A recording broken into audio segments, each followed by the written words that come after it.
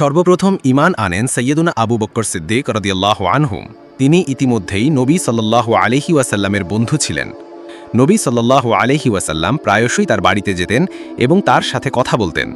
একদিন যখন তিনি হযরত হাকিম বিন হিজাম রাদিয়াল্লাহু আনহুর সাথে বসেছিলেন, তখন তার একজন দাসী সেখানে এসে বলল, আজ আপনার খালা খাদিজা দাবি করেছেন যে তার স্বামী আল্লাহর প্রেরিত নবী, ঠিক যেমন মূসা আলাইহিস সালাম ছিলেন। হযরত আবু বকর সিদ্দিক রাদিয়াল্লাহু আনহু হযরত হাকিমের দাসীর কাছ থেকে এই কথা শোনার সাথে সাথেই তিনি গোপনে সেখান থেকে উঠে নবী সাল্লাল্লাহু আলাইহি ওয়াসাল্লামের কাছে এসে তাকে এ সম্পর্কে জিজ্ঞাসা করলেন। এরপর নবী সাল্লাল্লাহু আলাইহি ওয়াসাল্লাম হযরত আবু বকর সিদ্দিক রাদিয়াল্লাহু আনহুকে ওহীর পুরো ঘটনাটি বর্ণনা করলেন এবং বললেন যে তাকে ধর্মপ্রচারের আদেশ দেওয়া হয়েছে। এই কথা শুনে হযরত আবু বকর সিদ্দিক রাদিয়াল্লাহু আনহু বললেন, আমার পিতামাতা আপনার জন্য উৎসর্গিত হোক, আপনি সত্যবাদী এবং সত্যই আল্লাহর রাসূল।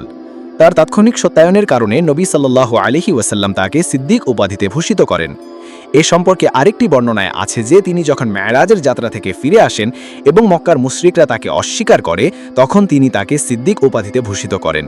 সেই সময় হযরত আবু বকর সিদ্দিক রাদিয়াল্লাহু আনহু এই ঘটনাটি শুনে তৎক্ষণাৎ তার সত্যতা নিশ্চিত করেন এবং তাকে সিদ্দিক উপাধিতে ভূষিত করেন। অন্য কথায়, আবু বকর সিদ্দিক রাদিয়াল্লাহু আনহু তার নবুয়তকে তৎক্ষণাৎ নিশ্চিত করেন। নবী সাল্লাল্লাহু আলাইহি ওয়াসাল্লাম হযরত আবু বকর সিদ্দিক রাদিয়াল্লাহু আনহু এর নাম আব্দুল্লাহ রাখেন, কারণ তার আগে তার নাম ছিল আব্দুল কাবা। এই অর্থে আবু বকর সিদ্দিক হলেন প্রথম ব্যক্তি যার নাম নবী সাল্লাল্লাহু আলাইহি ওয়াসাল্লাম দ্বারা পরিবর্তন করা হয়েছিল।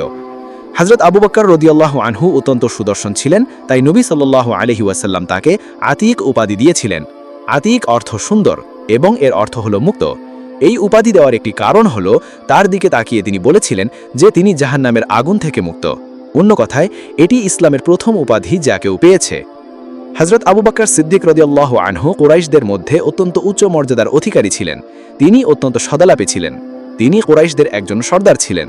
তিনি ছিলেন সম্ভ্রান্ত, দানশীল এবং ধনী। তিনি অত্যন্ত উদারভাবে অর্থ ব্যয় করতেন। তার সম্প্রদায়ের লোকেরা তাকে খুব ভালোবাসত। লোকেরা তার মজলিসে বসতে পছন্দ করত। তার সময়ে হযরত আবু বকর সিদ্দিক রাদিয়াল্লাহু আনহু স্বপ্নের ব্যাখ্যায় অত্যন্ত দক্ষ এবং বিখ্যাত ছিলেন। অতএব আল্লামা ইবনে সিরিন রহিমাহুল্লাহ বলেন, নবী সাল্লাল্লাহু আলাইহি ওয়াসাল্লামের পরে হযরত আবু বকর সিদ্দিক রাদিয়াল্লাহু আনহু হলেন এই উম্মতের মধ্যে স্বপ্নের ব্যাখ্যাকারী সর্বশ্রেষ্ঠ আলেম। আল্লামা ইবনে সিরিন রাহিমাহুল্লাহ স্বপ্নের ব্যাখ্যায় অত্যন্ত দক্ষ ছিলেন এবং এই বিষয়ে তার বইও রয়েছে। এই বইটিতে স্বপ্নের অসাধারণ ব্যাখ্যাও রয়েছে। তার প্রদত্ত ব্যাখ্যাগুলি সম্পূর্ণ সঠিক প্রমাণিত হয়েছে। এর অর্থ এই যে, এই ক্ষেত্রের বিশেষজ্ঞরা বলছেন যে হযরত আবু বকর সিদ্দিক রাদিয়াল্লাহু আনহু মহানবী সাল্লাল্লাহু আলাইহি ওয়াসাল্লামের পরে এই বিষয়ে সর্বোত্তম ব্যাখ্যাকারী। আবু বকর সিদ্দিক রাদিয়াল্লাহু আনহু বংশবিবরণ বর্ণনাতেও অত্যন্ত দক্ষ ছিলেন এবং বলা হয় যে তিনি এই জ্ঞানের সর্বশ্রেষ্ঠ আলেম ছিলেন। হযরত জুবাইর বিন মুতাইম রাদিয়াল্লাহু আনহু এই জ্ঞানে বিশেষজ্ঞ ছিলেন। তিনি বলেন, আমি বংশতালিকার শিল্প এবং জ্ঞান, বিশেষ করে কুরাইশদের বংশতালিকার জ্ঞান হযরত আবু বকর সিদ্দিক রাদিয়াল্লাহু আনহু এর কাছ থেকে অর্জন করেছিলাম, কারণ তিনি কুরাইশদের বংশতালিকার সর্বশ্রেষ্ঠ পণ্ডিত ছিলেন। যখনই কুরাইশদের লোকেরা কোনো সমস্যার সম্মুখীন হতো, তখন তারা হযরত আবু বকর সিদ্দিক রাদিয়াল্লাহু আনহু এর সাথে যোগাযোগ করত।